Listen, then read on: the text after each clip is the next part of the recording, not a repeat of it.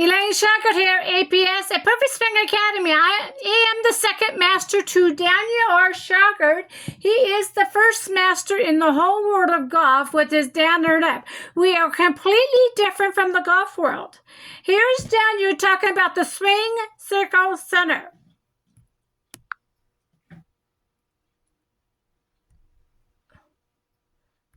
Oh, what happened? 1 second. Backswing and rotating to the top of the swing, I actually keep that angle the same here, so that when my arm comes around and it naturally straightens out, the depth of my swing is the same. Meaning I'm not going to hit fat, I'm not going to hit thin. I got my stance by lowering the club until it reaches its natural weighted angle down on my hand. We tilt forward from the hip sockets until the club is on the ground. We now have the room to the right side to be able to pass through. You have to have this because we're not trying to turn anything away. We are trying to turn in. Now you can see alone how much more power that would be. Think of how much more power something swinging out like that has than something that has half of it swinging back and half of it swinging forward. Let me tell you, even though your karate instructor might teach you that if you want to hit somebody hard, you pull your left shoulder back and you shove your right shoulder forward and vice versa, you're not going to have near the power that somebody like Mike Tyson would have if he stepped into it and turned into it.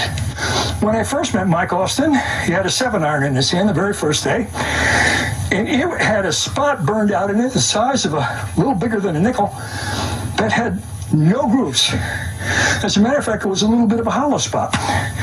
And I remember as he was talking, I looked at that club and I thought to myself, my God, what accuracy to bring that club around that big long circle and get it right there on that club enough times to wear that out right there.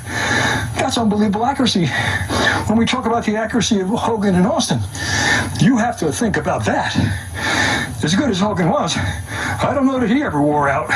He might have. I never saw his clubs, but I can tell you, he never wore them out. I doubt if he ever wore them out there.